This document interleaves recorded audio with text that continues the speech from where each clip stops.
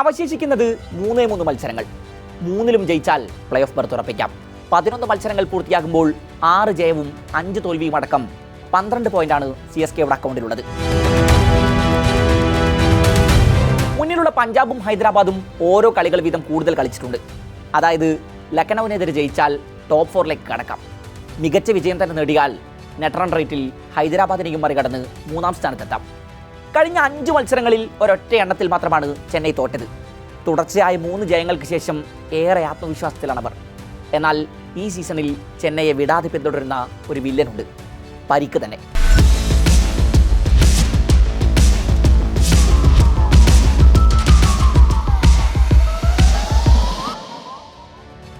Play ഓഫിൽ കിടക്കാൻ ഏറെ നിർണായകമായ മത്സരങ്ങൾ മുന്നിലുള്ളപ്പോൾ ഏറ്റവും ഒടുവിൽ ആ ക്യാമ്പിൽ നിന്ന് കേട്ട ഞെട്ടിക്കുന്ന വാർത്ത ജാമി ഓവർട്ടന്റെ പരിക്കാണ്.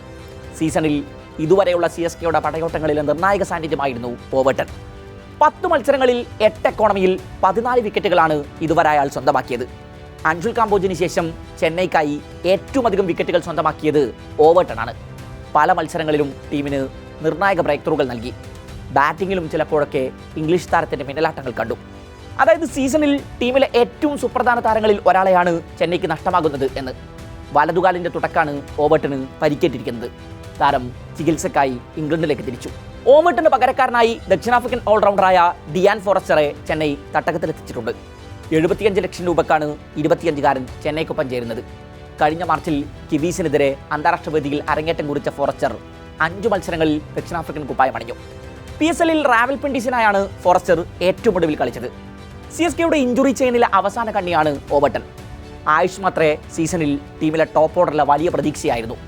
ഋതുരാജ് ഗെയ്ക്വാദ് അടക്കം ഫോം കണ്ടെത്താൻ പ്രയാസപ്പെട്ടിരുന്ന സമയത്ത് കൺസിസ്റ്റന്റായി ബാറ്റ് വീശിക്കൊണ്ടിരുന്ന മാത്രയ്ക്ക് 6 മത്സരങ്ങളാണ് ആകെ കളിക്കാനായത്.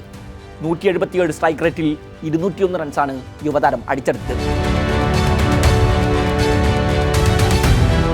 കളിച്ച 6ൽ 3 മത്സരങ്ങളിലും അർദ്ധ സെഞ്ചുറികൾ കുറിച്ചു. എന്നാൽ പൊടുന്നനെയാണ് ചെന്നൈ ആരാധകരെ ഞെട്ടിച്ച് ആ വാർത്തയെത്തിയത്. ഹാംസ്ട്രിംഗ് ഇഞ്ചറിയെ തുടർന്ന് മാത്രയ്ക്ക് സീസണിൽ അവശേഷിക്കുന്ന മത്സരങ്ങൾ നഷ്ടമാകുമെന്ന്. ക്യാപ്റ്റൻ ഋതുരാജ് ഫോം വീണ്ടെടുത്തതിന് ശേഷമാണ് ചെന്നൈക്ക് ഒരൽപ്പം ആശ്വാസമായത്. ഖലീൽ അഹമ്മദിന്റെ പരിക്കാണ് CSKയെ ബാധിച്ച മറ്റൊരു പ്രതിസന്ധി. വെറും 5 മത്സരങ്ങളിലാണ് താരത്തിന് ആകെ കളത്തിലിറങ്ങാനായത്. പവർ പ്ലേയിലും ഡെത്ത് ഓവറുകളിലുമൊക്കെ ടീമിന് കരുത്താകും എന്ന് കരുതിയിരുന്ന ഖലീലിനും അവശേഷിക്കുന്ന മത്സരങ്ങൾ നഷ്ടമായി. അരങ്ങേറ്റക്കാരൻ രാമകൃഷ്ണ ഘോഷിന് ഒരൊറ്റ മത്സരത്തിലാണ് കളത്തിൽ ഇറങ്ങാനായത്. ഡൊമസ്റ്റിക് ക്രിക്കറ്റിലെ മിന്നും പ്രകടനത്തിന് ശേഷം ചെന്നൈ തട്ടകത്തിലെത്തിച്ച ഘോഷ് അരങ്ങേറ്റത്തിൽ മുംബൈക്കെതിരെ മിന്നും പ്രകടനം പുറത്തെടുത്തിരുന്നു. എന്നാൽ ചെപ്പോക്കിൽ നടന്ന മത്സരത്തിനിടെ ഘോഷിന്റെ വലതുകാൽ പാദത്തിൽ ആസ്തിക്ക് പൊട്ടലുണ്ടായെന്നും യുവതാരം ടൂർണമെന്റിൽ തുടർന്ന് കളിക്കില്ലെന്നും ചെന്നൈയുടെ ഔദ്യോഗിക പ്രസ്താവന എത്തി. ഇതുവരെ പരിക്കിന്റെ പിടിയിലായിരുന്ന സ്പെൻസർ ജോൺസൺ ഫിറ്റ്നസ് വീണ്ടെടുത്ത് തിരികെ വന്നിട്ടുണ്ട്. നേരത്തെ ഡവാൾ ബ്രവിസിന്റെ സേവനവും പരിക്കിനെ തുടർന്ന് ടീമിന് ലഭിച്ചിരുന്നില്ല. സീസൺ ആരംഭിക്കും മുമ്പ് ഓസ്ട്രേലിയൻ പേസർ നഥാൻ എല്ലിസിനെ ഹാംസ്ട്രിംഗ് ഇഞ്ചുറിയെ തുടർന്ന് ചെന്നൈക്ക് നഷ്ടമായി. ഇത്രയധികം പരിക്കുകൾ വലക്കുന്ന സീസണിലും CSK തകർന്നടിഞ്ഞു പോയിട്ടൊന്നുമില്ല. ലക്നൌ, സൺറൈസേഴ്സ് ഹൈദരാബാദ്, ഗുജറാത്ത് ടീമുകളുമായാണ് ഇനി ചെന്നൈക്ക് അവശേഷിക്കുന്ന മത്സരങ്ങൾ. മെയ് 18-ന് ഹൈദരാബാദുമായും 21-ന് ഗുജറാത്തുമായുള്ള മത്സരങ്ങൾ ഹോമിലാണ്. ഇന്ന് നടക്കുന്ന ലക്നൌവിനെതിരായ പോരാട്ടം എവയും. അവശേഷിക്കുന്ന 3 മത്സരങ്ങളും ജയിച്ചാൽ 18 പോയിന്റുമായി ചെന്നൈക്ക് പ്ലേ ഓഫ് ബർത്ത് ഉറപ്പിക്കാം. അതേസമയം ടോപ്പ് 4-ലുള്ള GTയോടും SRHനോടുമുള്ള മത്സരങ്ങളിൽ കാര്യങ്ങൾ അത്ര എളുപ്പമാകില്ല. ഇനി ആരെയും പരിക്ക് പിടികൂടരുത് എന്ന പ്രാർത്ഥനയിലാകും CSK ആരാധകർ.